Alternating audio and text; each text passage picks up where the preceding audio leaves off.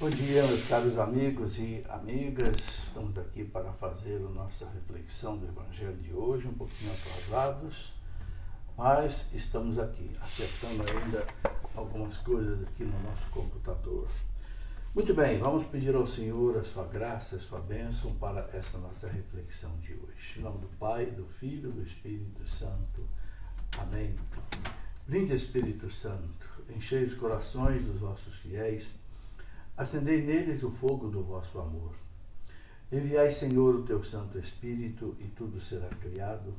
Renovareis a face da terra. Oremos, ó Deus, que instruíste os corações dos vossos fiéis com a luz do Espírito Santo. Fazei que apreciemos retamente todas as coisas segundo o mesmo Espírito e gozemos sempre da sua consolação por Cristo nosso Senhor. Amém. Ave Maria, cheia de graça, o Senhor é convosco. Bendita sois vós entre as mulheres, bendito é o fruto do vosso ventre, Jesus. Santa Maria, Mãe de Deus, rogai por nós, pecadores, agora e na hora de nossa morte. Amém. Glória ao Pai, ao Filho e ao Espírito Santo, como era no princípio, agora e sempre. Amém. São José, rogai por nós. Em nome do Pai, e do Filho e do Espírito Santo. Amém. Bom dia, meus caros amigos e amigas. Estamos aqui para fazer a nossa reflexão do Evangelho de hoje, que é aquele trecho do Evangelho de São Lucas, capítulo 16, do versículo 19 até o versículo 31, que diz assim, não é? Lucas 16, a partir do versículo 19 a 31. Havia um homem rico que se vestia de púrpura e linho finíssimo, e que todos os dias se banqueteava e se regalava. Havia também um mendigo por nome Lázaro, todo coberto de chagas, que estava deitado à porta do rico. Ele avidamente desejava matar a fome com as migalhas que caíam da mesa do rico. Até os cães iam lamber-lhe as feridas. Ora, aconteceu que morreu o mendigo e foi levado pelos anjos ao seio de Abraão. Morreu também o rico e foi sepultado. E estando ele nos tormentos do inferno, levantou os olhos e viu, ao longe, Abraão e Lázaro no seu seio. Gritou então: Pai Abraão, compadece-te de mim e manda Lázaro que molhe em água a ponta de seu dedo, a fim de me refrescar a língua, pois sou cruelmente atormentado nessas chamas. Abraão, porém, replicou: Filho, lembra-te de que recebeste teus bens em vida, mas Lázaro males. Por isso ele agora aqui é consolado, mas tu estás em tormento. Além de tudo, há entre nós e vós um grande abismo, de maneira que os que querem passar daqui para vós não o podem, nem os de lá passar para cá. O rico disse: Rogo-te então, pai, que mandes Lázaro à casa de meu pai, pois tenho 5 irmãos, para lhes testemunhar que não aconteça virem também eles parar neste lugar de tormento. Abraão respondeu: Eles têm Moisés e os profetas, ouçam-nos. O rico respondeu: Não, pai Abraão, mas se for a eles algum dos mortos, arrepender-se-ão. Abraão respondeu: Se não ouvirem a Moisés e aos profetas, tampouco se deixarão convencer ainda que ressuscite algum dos mortos. Palavra da salvação, glória a vós, Senhor. Esse evangelho de hoje tem muitos ensinamentos importantes, né? Primeiro ensinamento é que ele ensina o seguinte: a sobrevivência da alma. A alma existe depois da morte. Isso elimina o ateísmo, elimina o racionalismo, o materialismo ateu, que acredita, que pensa que quando morreu tudo acabou. Não, a alma sobrevive à morte do corpo. Esse é o primeiro ensinamento, né? E a retribuição que acontece também depois da morte, né? A retribuição conforme a vida de cada um aqui nesse mundo. Aquilo que São Paulo coloca lá na segunda carta aos Coríntios, São Paulo deixa bem claro, né?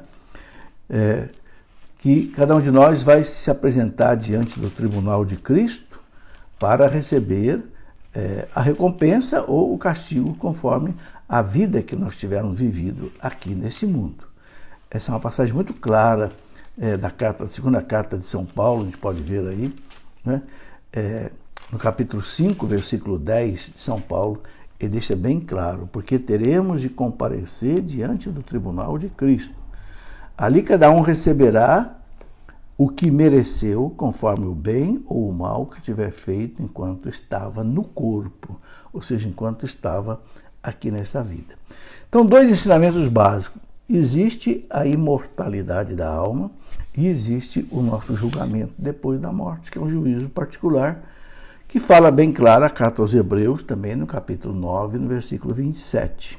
Está determinado que cada um morra uma única vez, não existe reencarnação. E em seguida vem o juízo. Bom, segunda coisa que esta parábola de Jesus nos ensina, né, é que a riqueza ela não é um prêmio pela retidão moral, não é. Os judeus pensavam, né, que quando a pessoa tinha dinheiro, era rico, é porque ela era uma pessoa que tinha uma retidão moral, não é? E quando era pobre, era um castigado por causa dos seus pecados. Não é isso.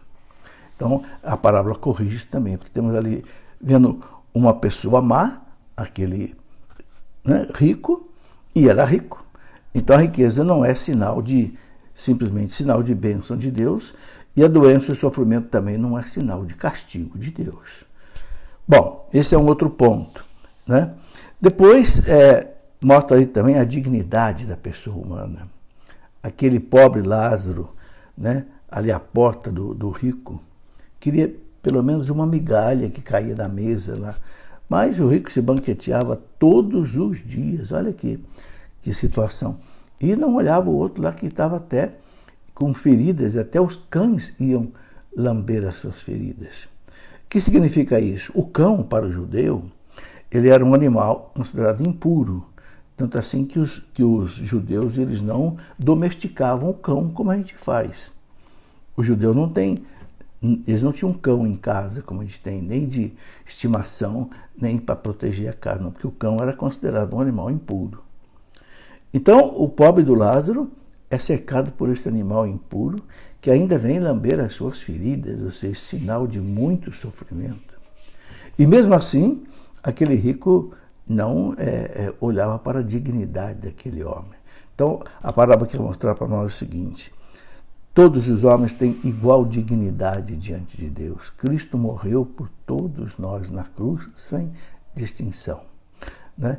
Então, temos que amar o próximo como a nós mesmos. Aquilo que Jesus coloca desde o Antigo Testamento e do Novo, amar a Deus sobre todas as coisas e o próximo como a nós mesmos. Quando perguntaram para Jesus quem é o meu próximo, né? Aquele fariseu perguntou para Jesus, Jesus então contou aquela parábola do bom samaritano. O próximo é aquele que você encontra caído no seu caminho. É esse que você tem que ajudar, né? A gente não pode fechar o coração àquela pessoa que está diante de nós e precisa da nossa ajuda e nós podemos ajudar, né? São Tiago fala lá na sua carta, no capítulo 5, quem pode fazer o bem e não faz, peca. É o pecado por omissão. Quem pode fazer o bem e não faz, peca. Então, a parábola deixa claro também o seguinte, que o rico ele não foi condenado porque ele era rico. Não. O Evangelho não condena ninguém porque tem riqueza. O Evangelho condena porque a pessoa tem riqueza e fecha o coração para quem é necessitado. Não ajuda. É egoísta. Só pensa em si, só quer saber o dinheiro para si, para os seus prazeres, para as suas coisas, né? Deus não condena a riqueza em si. Deus condena exatamente o coração endurecido, fechado, que não ajuda, quando pode ajudar. Essa é outra lição que a gente tem. O seio de Abraão, que a parábola fala, exatamente aquela mansão dos mortos para onde iam os justos. E já havia ali também o inferno, porque o rico estava já no inferno. Então, quando Cristo ressuscitou e desceu à mansão dos mortos, o catecismo da igreja diz bem claro, ele não foi levar, não libertou todos, libertou os justos. Aqueles que já estavam condenados continuaram no inferno da condenação, diz o catecismo. Os justos, Cristo levou com eles, né, aí para a vida eterna. E outra coisa, né, é quando Lázaro, Abraão e o rico conversam, o rico fala para o pai Abraão, manda alguém aqui pelo menos molhar a minha língua, né, porque está queimando aqui, é porque exatamente isso, né, é um sinal de que com a língua ele tinha todos os prazeres dos banquetes e não ajudava o pobre. Então, os santos dizem que aquela parte nossa que mais pecou aqui é que no inferno será mais condenada, também sofrerá mais. Bom, depois também, outra coisa, né? O rico pede para Abraão, tá bom, então manda alguém lá para conversar com meus irmãos, que ainda tem 5 irmãos, para que eles não venham para esse lugar de sofrimento. E Abraão diz uma coisa importante, não, eles têm Moisés e os profetas. Eles têm a doutrina. Se eles não ouvirem Moisés e os profetas, não adianta nenhum morto ressuscitar e ir lá conversar com ele. Algumas pessoas perguntam assim, por que Deus não manda alguém que já morreu vir aqui para falar, para explicar? Está aí a resposta, não adianta. Quando a pessoa acredita, ela acredita. Não precisa ninguém ressuscitar para falar com ela. Agora, quando não acredita, não acredita. Não adianta aparecer um morto ressuscitar, não vai continuar acreditando. Aquilo que dizia Santo Inácio de Loyola, para quem crê, não precisa prova nenhuma. Mas para quem não crê, não bastam todas as provas. A gente vê, Jesus fazia todos aqueles milagres diante dos fariseus, doutores da lei, e ninguém aceitava Jesus, aqueles homens não aceitavam Jesus. É o coração fechado, endurecido. Quando o coração fecha, endurecido, né? E por fim, né, o Abraão fala para o rico, né, há um abismo entre nós, entre vocês que estão aí condenados e nós aqui, né? Há um abismo entre nós. O que quer dizer isso? Depois da morte não tem mais arrependimento.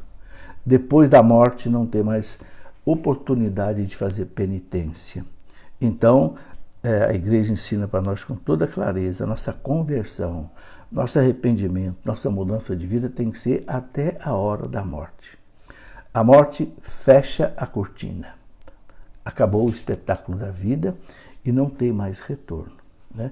Ninguém se converte mais depois da morte. Ou se converte. Por isso que eu acho muito importante, quando a gente reza a Ave Maria, né, na Santa Maria, rogai por nós pecadores, agora e na hora de nossa morte. Amém? Porque muita gente vai se salvar na hora da morte. Porque Deus continua oferecendo a graça do arrependimento até o último instante. Se a pessoa se agarrar nessa graça, se arrepender, ela pode se salvar. Ok? Então, isso tudo, essa parábola ensina para nós hoje. É uma parábola muito forte, de muitos ensinamentos. Um grande abraço a todos, fiquem com Deus, estaremos mais tarde, se Deus quiser, rezando aí o texto da misericórdia, à noite a nossa reflexão, e eu quero lembrar aos que assinam o nosso Clube do Livro que neste mês vão receber um livro novo, né, lançamento da editora, que é um livro chamado Internet e Evangelho, muito interessante, é um bispo que escreveu, né? Dom Carlos Lema, que é bispo auxiliar de São Paulo, muito atuante aí na internet, e ele mostra o que é preciso na internet para evangelizar. É um instrumento maravilhoso de evangelização, mas tem seus riscos. Então ele faz uma análise muito boa, muito profunda sobre esse assunto. Tá certo? Quem quiser conhecer aí o nosso Clube do Livro, basta entrar aí no nosso site, loja.cleofas.com.br, ok? Um grande abraço, que Deus os abençoe. Amém.